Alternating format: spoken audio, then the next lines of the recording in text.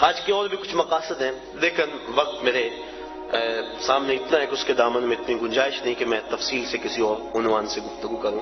صرف 2 جملے. حج ہو گیا، واجبات بھی ادا ہو گئے، سنن بھی ادا ہو گئے اس کے، اور اس کے اراکین بھی ادا ہو گئے.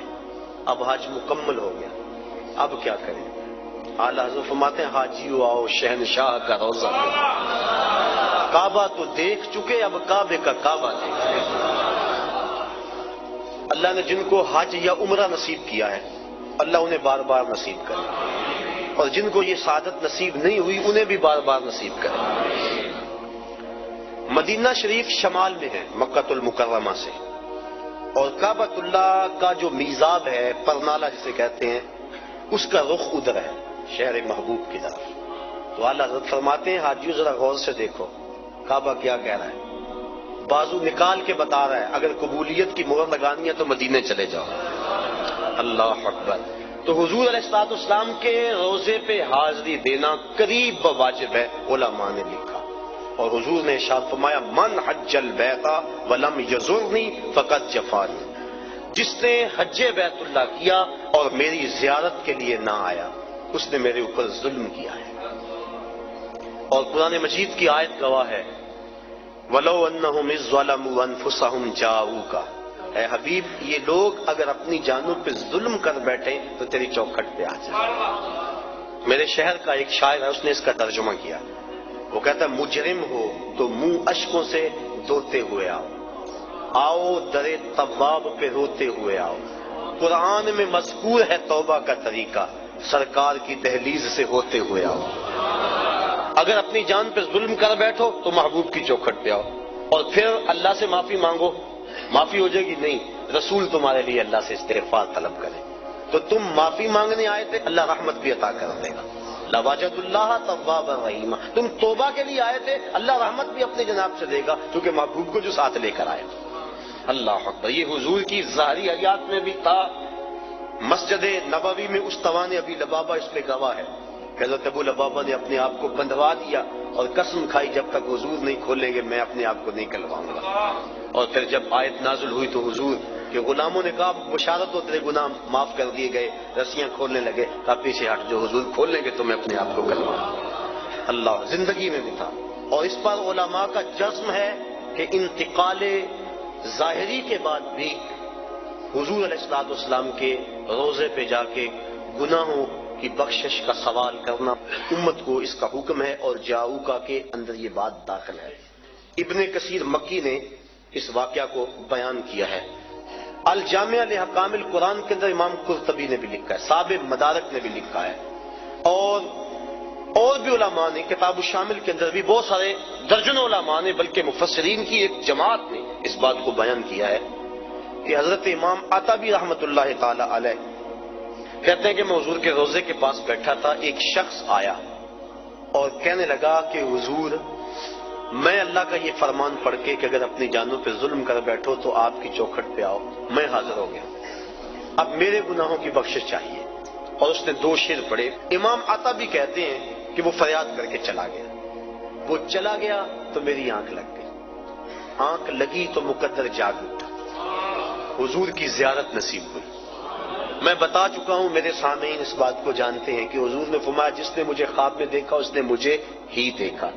شیطان خواب میں آ کر بھی میری مثل ہونے کا دعویٰ نہیں کر سکتا. دوسری بات حضور فرمایا جس نے مجھے خواب میں دیکھا من رانی فی المنام فسیرانی فی الیقظہ، وہ ان قریب جاگتے بھی دیکھ لے گا. تیسری بات جس کے خواب میں حضور آئے حضور قصد اور مرضی سے آئے. اور چوتھی بات کہ خواب میں اگر کسی کو حضور نے کچھ عطا کیا تو وہ محض وہم اور گمان نہیں تھا، حقیقت تھی. اگر وہ سیری کو چادر ملی صبح اٹھے تو کندھوں پہ موجود تھی.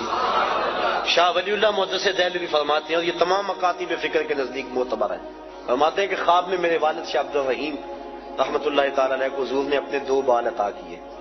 جب صبح اٹھے تو سرانے پہ موجود تھے اور وہ ان کی زیارت لوگوں کو کروایا کرتے تھے. اور آپ فرماتے ہیں کہ جب اس صندوق کو ہم لے کے چلتے تھے جس میں وہ بال تھے تو بدری سایہ کیا کرتی تھی.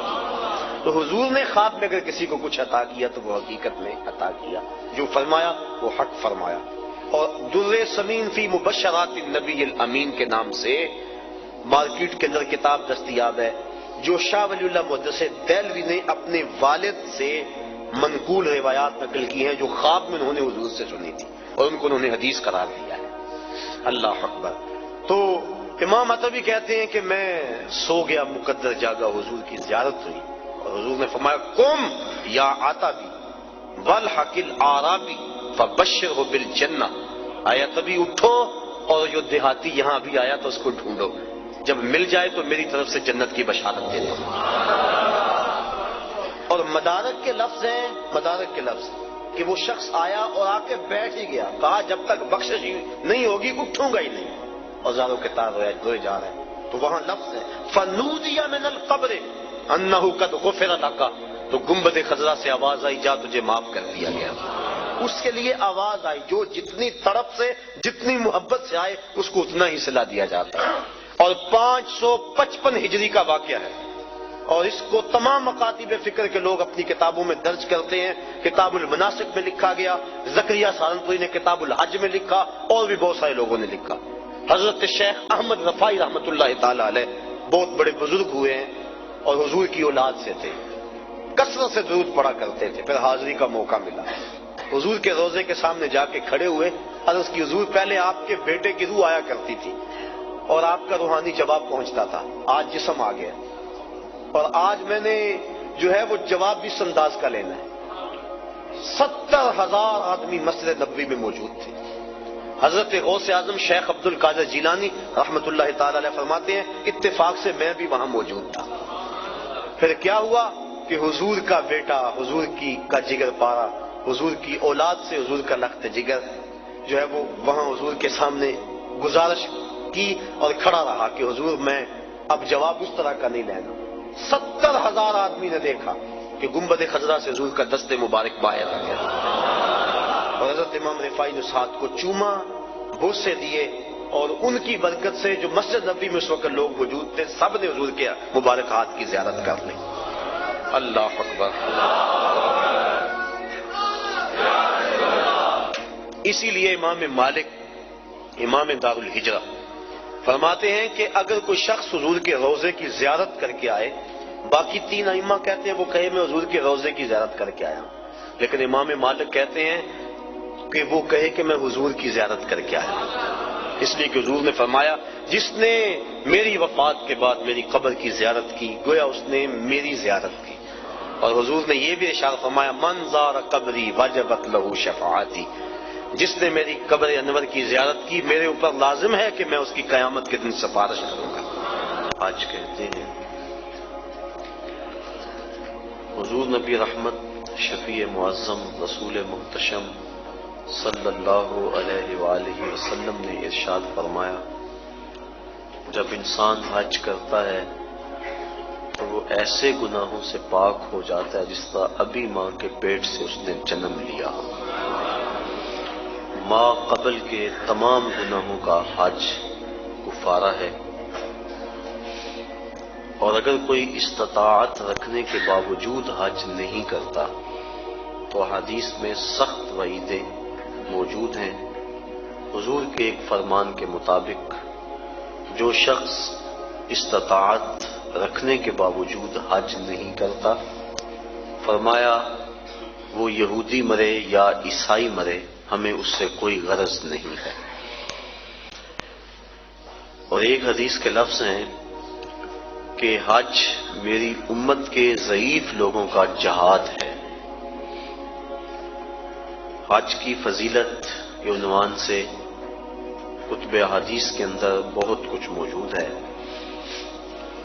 صاحب استطاعت پر زندگی میں ایک مرتبہ حج کرنا فرض ہے۔ 5 سال کے بعد جو حج کی تاکید کتب احادیث میں موجود ہے تو علماء نے اس کو استحباب پر محمول کیا ہے کہ جو غنی ہے صاحب استطاعت ہے اس کو چاہیے کہ 5 سال کے بعد وہ حج کرے، لیکن فرض زندگی میں صرف 1 مرتبہ ہے۔ 1 مرتبہ واجب ہوا، اس نے ادا کر لیا تو وجوب اتر گیا، لیکن ویسے اس کے لیے مستحب یہ ہے کہ وہ ہر 5 سال کے بعد کر لے اگر وہ استطاعت رکھتا ہے، چونکہ حج کرنے سے اللہ تعالیٰ غنا عطا فرماتا ہے۔ جب بندہ حج کرے اللہ اسے غنی کر دیتا ہے، اس کے رزق میں بھی برکت فرماتا ہے، اس کے دین میں بھی برکت فرماتا ہے۔ ایک حدیث کے لفظ ہیں، حضور نے ارشاد فرمایا کہ حج کرو غنی ہو جاؤ گے، سفر کرو صحت پاؤ گے۔ تو حج سے غنا ملتا ہے اور سفر سے صحت ملتی ہے۔ زندگی میں ایک مرتبہ حج کی فرضیت پر دلیل وہ معروف روایت ہے جو آپ نے متعدد مرتبہ علماء سے سماعت کی ہوئی ہوگی کہ حضور نے ارشاد فرمایا لوگوں حج کے لیے آیا کرو۔ تو ایک شخص نے عرض کی حضور ہر سال آیا کریں؟ آقا کریم خاموش رہے، کوئی جواب نہیں دیا۔ اس نے پھر پوچھا حضور ہر سال آیا کریں؟ ہر سال حج فرض ہے؟ حضور خاموش رہے، جواب مرحمت نہیں کیا۔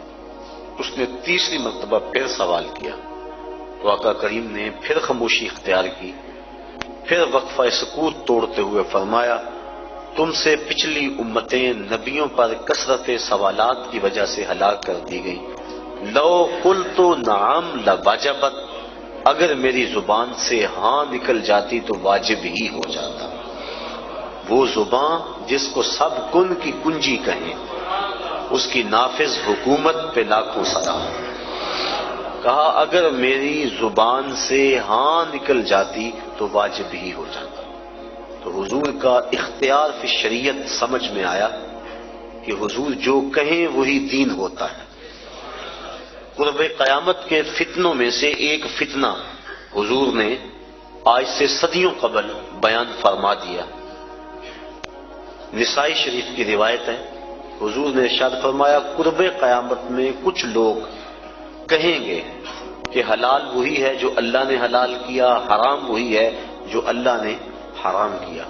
فرمایا انما اوتیت القرآن ومثلہ معہ، مجھے قرآن دے دیا گیا اور قرآن جتنے اور علم بھی میرے سینے میں رکھ دیے گئے، تو جس کو میں حلال قرار دے دوں وہ ایسی ہے جس طرح اللہ نے حلال قرار دیا ہے، اور جس کو میں حرام قرار دے دوں وہ ایسے ہی ہے جس طرح اللہ نے حرام قرار دیا ہے۔ چونکہ مصطفیٰ اپنی مرضی سے نہیں بولتے، وما ينطق عن الهوى ان هو الا وحی یوحی، جو مالک کی مرضی ہوتی ہے وہی مصطفیٰ کی بولی ہوتی ہے، اس لیے جو حضور فرما دے وہی دین ہوتا ہے۔ تو اس نے عرض کی حضور کیا ہر سال حج فرض ہے؟ تو آقا کریم فرمایا تم سے پہلی امتیں نبیوں پر کثرت سوالات کی وجہ سے ہلاک کر دی گئیں، لو قلت نعم لواجبت، اگر میری زبان سے ہاں نکل جاتی تو واجب ہی ہو جاتا۔ تو زندگی میں ایک مرتبہ حج فرض ہے۔ حضور نے حج کی فضیلت کے بارے میں بہت کچھ ارشاد فرمایا، اور ایک روایت کے لفظ ہیں کہ ایک حج ایسا ہے جس سے 3 آدمیوں کی مغفرت ہو جاتی ہے، اور وہ حج بدل ہے۔ کوئی اپنے والدین کی طرف سے، اپنے کسی عزیز کی طرف سے کسی کو حج کروائے تو ایک جس نے حج کیا اس کی بخشش ہو گئی، ایک جس نے حج کروایا اس کی بخشش ہو گئی، ایک جس کی طرف سے حج کیا گیا اس کی بخشش ہو گئی۔ تو یہ حج ایسا ہے، ایک حج سے 3 آدمیوں کی مغفرت فرما دی جاتی ہے۔ حج کا مقصد کیا ہے؟ حج کیوں کیا جاتا ہے؟ اس پر کچھ باتیں میں آج کی اس نشست میں آپ کے گوش گزار کرنا چاہوں گا۔